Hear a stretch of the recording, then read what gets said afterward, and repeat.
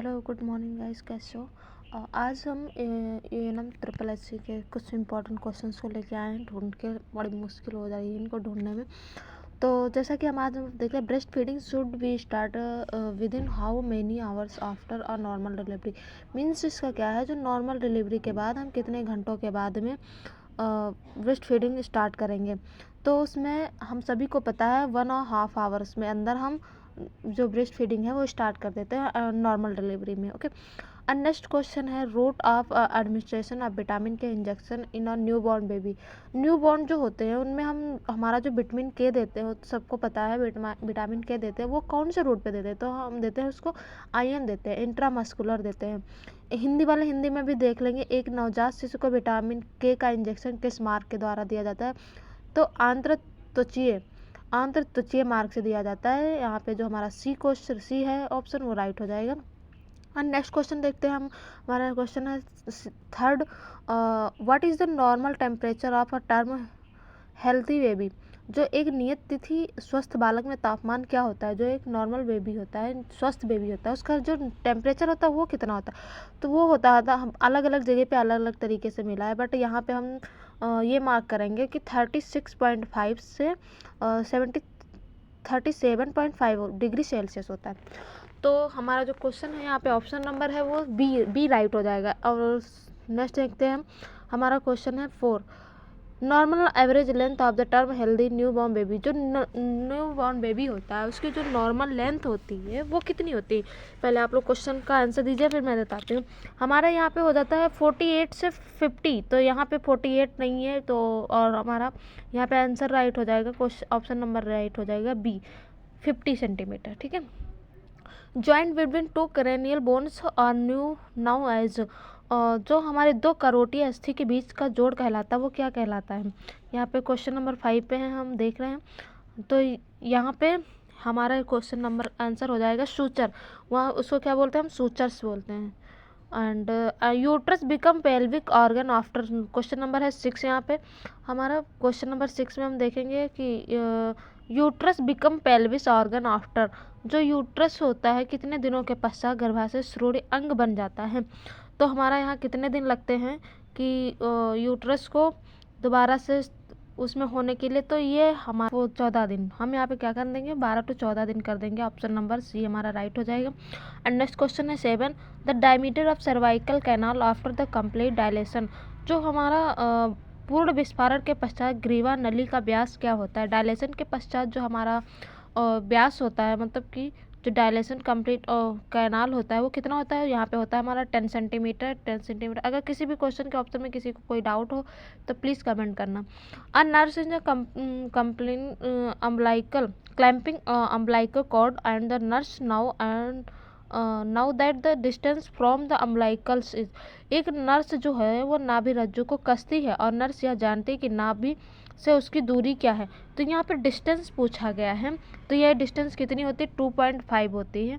हमारे यहाँ पे डिस्टेंस जो होती है वो 2.5, हम डिस्टेंस के बाद से हम वहाँ पे कट लगाते हैं, मतलब पकड़ते हैं वहाँ से। ओके, तो नेक्स्ट आगे हम देखते हैं। क्वेश्चन नंबर है हमारा 9। तो यहाँ पे हम देखेंगे maximum score of Apgar scoring. Maximum score क्या होता है अबगार स्कोरिंग का, तो ये तो इजी सा क्वेश्चन का आंसर है। तो हमारे यहाँ पे जो मैक्सिमम स्कोरिंग होता है वो 10 होता है।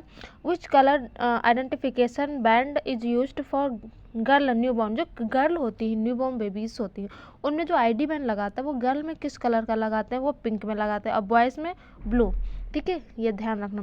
Which of the following blood group is called a universal donor. Universal donor होता है हमारा blood group O. Which gland in the human body is called the master gland. Master gland के नाम से हम यहाँ पे कौन सी ग्लैंड को जानते हैं, पिट्यूटरी ग्लैंड को जानते हैं। हिंदी वाले भी हिंदी में देख लेंगे, मानव शरीर में कौन सी ग्रंथि नियामक मास्टर ग्रंथि कहलाती है। यहाँ पे कहलाती है थायराइड ग्लैंड, सॉरी यहाँ पे होगी पीयूष ग्रंथि हिंदी में। Smallest cell of the human body. Smallest cell of the human body में कौन सी होती है, तो हमारे स्मॉलेस्ट सेल हो जाती है स्पर्म। स्पर्म जो होती है हमारी बॉडी की स्मॉलेस्ट सेल होती है। Okay, largest muscle of the human body. अब यहाँ पे लार्जेस्ट मसल पूछा गया है ह्यूमन बॉडी में, क्या है, ग्लोटर मैक्सिमस। यहाँ पे हो जाती है ग्लूटियस मैक्सिमस, ये जो हिंदी वाला देख लेंगे, ये सी है हमारा question option number right. What is the average length of ureter, ureter की जो होती है वो एवरेज लेंथ कितनी होती है हमारी, यहाँ पे हो जाती है 25 centimetre. How many carpal bone are there in a hand, जो हैंड होता है कितनी कार्पल बोन्स होती हैं हमारे हाथ में, तो यहाँ पे तो 8 हो जाएगा। और 8 में कौन कौन से होती हैं, तो मैं बोल रही हूँ, आप लोग सुन लीजिए। स्कॉफियड होती है, लैम्टस होती है, एंट्रोक्यू टर्म होती है, पीसी फॉर्म होती है, हुमेट होती है, कैपिटल होती है, एंट्रेक विजिट होती है, एंड लास्ट होती है ट्रेपीजियम। ओके, और heart rate in intended by, heart rate जो होती है तो वो हर किसके द्वारा प्रारंभ होती है, मतलब हार्ट रेट इज इंटेटेड बाई, तो ऐसे नोड के द्वारा होती है। तो यहाँ पे जो हमारा नोट्स होते हैं, हार्ट अगर पढ़ा होगा पूरी तरीके से तो उसमें हमें पता है कि उसमें जो स्टार्ट होता है वो प्रारंभ स्टार्टिंग जो होती है वो ऐसे नोड से होती है। ओके, नेक्स्ट क्वेश्चन हमारा है 18 क्वेश्चन पे हम आएंगे। 18 नंबर में क्या है, largest and most complicated joint in human body, जो ह्यूमन बॉडी होती है उसमें सबसे ज़्यादा लार्जेस्ट और कॉम्प्लिकेटेड जॉइंट कौन सा होता है, तो हमारा नी का होता है। जो हमारा जो नी होती है उसकी सबसे लार्जेस्ट और कॉम्प्लिकेटेड जॉइंट होता है नी का। And which of the following is only movable bone of scale, जो निम्नलिखित में से कौन सी मस्तिष्क की एकमात्र चलायमान अस्थि है, जो हमारा मस्तिष्क है स्कल है उसमें कौन सी ऐसी अस्थि है जो चलायमान है, मतलब मूव कर सकती है, तो हमारा यहाँ पे कौन सा होता है, मैंडिबल जो होती है ये मूव कर सकती है।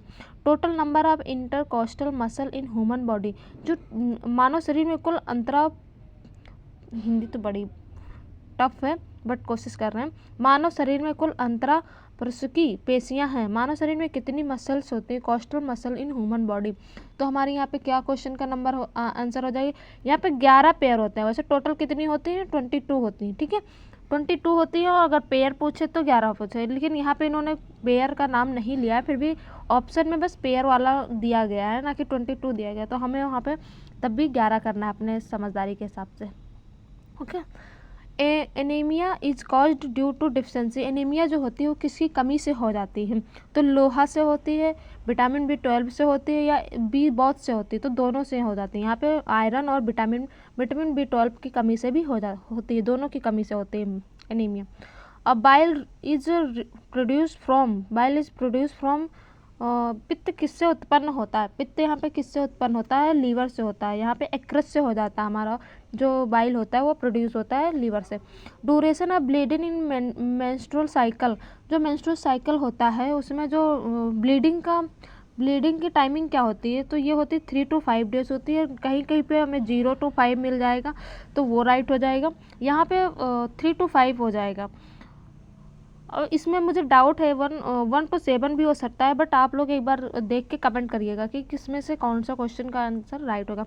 एक्सक्लूसिव ब्रेस्ट फीडिंग और रिकमेंडेड, जो एक्सक्लूसिव ब्रेस्ट फीडिंग होती है वो मतलब कितने दिन के लिए होती है, तो वो हमारा क्वेश्चन का नंबर राइट हो जाएगा यहाँ पे अप टू 6 मंथ, सिर्फ 6 मंथ तो हमें ब्रेस्ट फीडिंग मतलब इस कल्चर मतलब इंपॉर्टेंट होते हैं, अनुशंसित मतलब अनिवार्य रूप से होती है, तो कब तक होती है 6 मंथ तक हमें ब्रेस्ट फीडिंग करानी चाहिए, और ओनली ब्रेस्ट फीडिंग ही करानी चाहिए, तब तक हमें कुछ नहीं देना चाहिए बच्चे को। The proper medical observation for before meal is, भोजन से पहले के लिए उपयुक्त चिकित्सीय संक्षिप्त रूप है, यहाँ पे मतलब कि ये है कि भोजन से पहले खाने वाली दवाई को क्या कहते हैं, अगर हम किसी पर्सन को समझा रहे हैं तो वो किस में हो गया, AC में होता है, खाने से पहले AC, ठीक है। And the final step in the purification of water on a large scale is, जो बड़े पैमाने पर जल शुद्धिकरण का अंतिम चरण क्या कहलाता है, जो ब्लड को प्यूरिफिकेशन कहते हैं उसको क्या करते हैं, विसंक्रमण करते हैं, डिसइंफेक्शन करते हैं, ठीक है। इस हमारा क्वेश्चन नंबर हो जाएगा 27 में क्या है, which of this is a cyanotic heart disease, इनमें से कौन सी कृष्ण रंगी नीला हृदय संबंधी बीमारी है, तो हमारे यहाँ पे कौन सा क्वेश्चन का आंसर राइट हो जाएगा, तो आप लोग देख के बताइए हमें। यहाँ पे हो जाएगा PDA कौन सा है, डी क्वेश्चन है PDA, इसका फुल फॉर्म क्या है, पेटेंट डक्ट कार्टेरोसिस, ठीक है, patent duct arteriosus, okay. Which of the following is a sign of previous child birth, तो यहाँ पे जो साइन होता है वो क्या होता है, गैम्पिंग इंटरटेस्ट होता है। यहाँ पे क्वेश्चन नंबर ऑप्शन नंबर हमारा सी राइट हो जाएगा, सी राइट हो जाएगा यहाँ पे हमारा। एंड और ideal time of tubectomy following menstruation, ऋतुस्राव के बाद नसबंदी का आदर्श समय क्या माना जाता है। तो आइडियल टाइम, इसमें कन्फ्यूजन है। क्वेश्चन नंबर 29, ये आप लोग कमेंट करके हमें बताना इसका आंसर क्या होगा, ठीक है। अब 30 क्वेश्चन नंबर हमारा 30 में क्या है, which type of abortion fetus is dead and relations inside the uterus for a variable period, किस प्रकार के गर्भपात में भ्रूण निष्पर्श और एक परिवर्तित काल के लिए गर्भाशय के अंदर रखा हुआ जाता है। तो इसमें हमारा क्वेश्चन क्या हो जाता है, मिस अबॉर्शन हो जाता है। मिस्ड अबॉर्शन कौन सा है हमारा, आंसर नंबर 1 राइट है, ठीक है। The part of fetal circulation which become fossa ovalis after birth is, तो यहाँ पे हमारा ऑप्शन नंबर राइट हो जाएगा सी, फोरमेन अवेल मतलब अंडाकार रंध्र। which drug in contaminated in a laboring mother with hypertension, उच्च रक्तचाप ग्रसित प्रसूत माता को कौन सी अवधि निषिद्ध है, मतलब कौन जो हाइपरटेंशन वाली हाई रिस्क मदर होती हैं उनको कौन सी मेडिसिन यहाँ पे नहीं दी जानी चाहिए। तो नॉर्मली हमारा ये होता है कि जो हाइपरटेंशन वाली मदर्स होती हैं उनको हम पेन किलर्स नहीं देते हैं। पेन किलर्स में यहाँ पे कौन से पेन किलर्स है, प्रोस्टाग्लैंडिन, यहाँ पे ये पेन किलर है, तो पेन किलर अवॉइड करते हैं।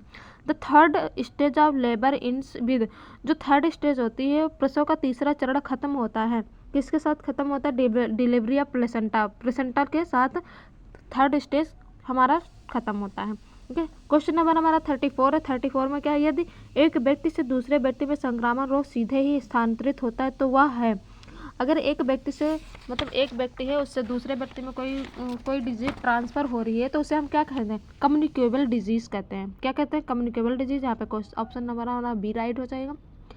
Infection disease such hepatitis B and C become a reverse from pathogen in, जो हमारी हेपेटाइटिस बी और सी जैसी संक्रामक बीमारी है वो रोग जनकों का आश्रय बन जाता है।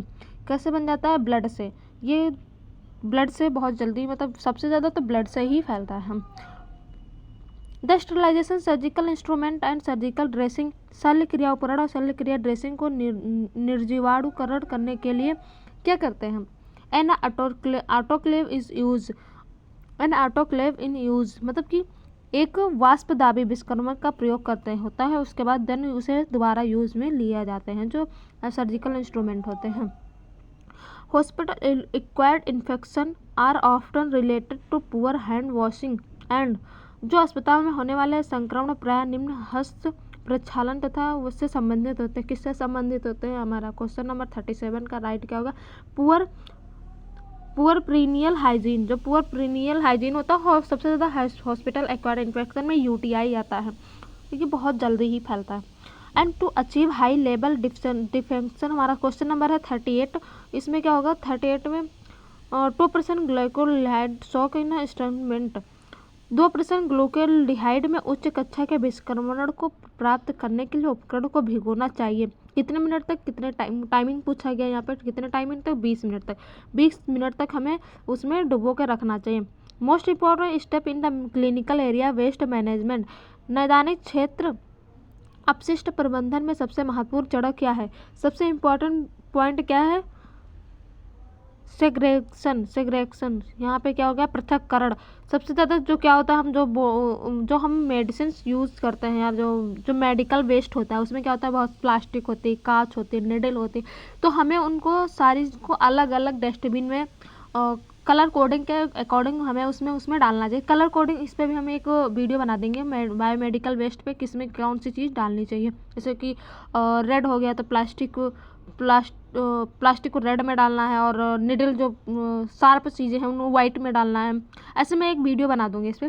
Which of the following nutrient help in tissue repair, जो ऊतक उपचार में निम्नलिखित में से कौन सा पोषक तत्व सहायता करता है। जो हमारे ऊतक होते हैं, जहाँ पे जैसे कट हो गया वहाँ पे कौन सा ऊतक है जो हेल्प करता है, तो यहाँ पे हमारा प्रोटीन जो सबसे ज़्यादा हेल्प करता है, ऑप्शन नंबर हमारा डी राइट हो जाएगा यहाँ पे। आगे चलते हैं हम 41, क्वेश्चन नंबर हमारा 41 है which pituitary pituitary hormone stimulate the secretion of breast milk from memory gland. जो हमारा यहाँ पे कौन सा पिट्यूटरी हार्मोन है स्तन ग्रंथि से स्तन दूध को स्रवण को उत्तेजित करता है। तो क्वेश्चन नंबर 41 का हमारा आंसर राइट हो जाएगा प्रोलैक्टिन। जो प्रोलैक्टिन होता है वो हमें ब्रेस्ट मिल्क को सिक्रेशन में हेल्प करता है। Okay, which is the main source of estrogen of progesterone after the 3 month of pregnancy। 3 मास की गर्भावधि के बाद एस्ट्रोजन और प्रोजेस्टेरोन का मुख्य स्रोत क्या होता है? मुख्य स्रोत क्या होता है? प्लेसेंटा। प्लेसेंटा होता है हमारा, क्या होता है? ऑप्शन नंबर सी राइट हो जाएगा। Let's the Langerhans produce. Langerhans की दीपिका उत्पन्न करती है, क्या उत्पन्न करती है? हमारा इंसुलिन। इंसुलिन जो होता है वो लैंगरहैंस की दीपिकाओं से उत्पन्न होता है। इंसुलिन की कमी से क्या हो जाता है? हमें डायबिटीज होता है, डीएम। ओके, शॉर्ट में। Anterior fontanelle normally close between the age of. जो एंटीरियर फोंटानल होता है वो कितने दिनों में क्लोज हो जाता है? 12 to 18 माह में हमारा एंटीरियर फोंटानल क्लोज हो जाता है। Which of the following is the combined vaccine। जो कंबाइंड वैक्सीन इसमें से कौन सी है जिसमें से 4 या 5 वैक्सीन आती हैं? वो कौन से है वैक्सीन? हमारा डीपीटी। डीपीटी एक कंबाइंड वैक्सीन होती है। Infection of the middle ear of card. जो मध्य कर्ण का संक्रमण कहलाता है वो क्या कहलाता है? ओटिटाइटिस मीडिया। ओटिटाइटिस मीडिया हमारा ऑप्शन नंबर सी राइट हो जाएगा यहाँ पे। क्वेश्चन नंबर हमारा है 47 में हमारा क्या है देखेंगे। The process of development of menstrual ovum the called. तो परिपक्व अंडाणु का विकास की प्रक्रिया क्या कहलाती है? हमारा यहाँ पे क्वेश्चन नंबर 47 का राइट होगा oogenesis. Oogenesis question number option number C. Rod and cones are the structure of. सल्का एवं शंकु किसकी संरचना है? तो किसकी है? आई की। ठीक है। Pertussis vaccine is the contraindicated if the child has. काली खांसी का टीका निषिद्ध है बालक के लिए। कौन से बालक के लिए काली खांसी का टीका नहीं देंगे? History of tuberculosis. जिनकी हिस्ट्री ट्यूबरकुलोसिस ली गई हो उसको हम काली खांसी का टीका नहीं देंगे। क्वेश्चन नंबर हमारा यहाँ पे है 50। Vaccine contraindicated during pregnancy. गर्भावस्था के दौरान कौन सी वैक्सीन है जिसे जो निषिद्ध की जाती है? रूबेला। हमें रूबेला नहीं देना चाहिए प्रेगनेंसी के दौरान के टाइम पे। ठीक है। Softening of cervix during pregnancy is known as. जो निम्न में से कौन सा एक ऑक्सीकरण रोधी है? तो यहाँ पे कौन सा होता है? Sorry question number 52। हाँ, गर्भाशय के दौरान गिरवा में मृदुता कहलाती है। हमारा यहाँ पे ऑप्शन नंबर जो है Goodell sign. Goodell signs means Goodell signs. ठीक है, 52 का आंसर ए हो जाएगा। 53 है the most serious complication of meningitis in young children is. युवा बच्चों में तानिका शोथ की सबसे गंभीर जटिलता क्या होती है? यहाँ पे हमारा ऑप्शन नंबर राइट हो जाएगा डी परिस्थिति परिसंचरण सफलता, पेरीफेरल सर्कुलेटरी फेलर। ओके। और एक ही गर्भावस्था में महिला को आवश्यक अतिरिक्त कैलोरी की आवश्यकता होती है। कितनी की होती है? 300 पर डे। 300 कैलोरी पर डे होती है। Which statement is right about cephalhematoma. शीर्ष रक्त संग्रह के बारे में कौन सा कथन सही है? तो यहाँ पे हमारा क्वेश्चन नंबर सी राइट हो गया occur due to improve venous drainage. Okay, option number C. Thank you. आज के लिए इतना ही। नेक्स्ट वीडियो में आगे के क्वेश्चंस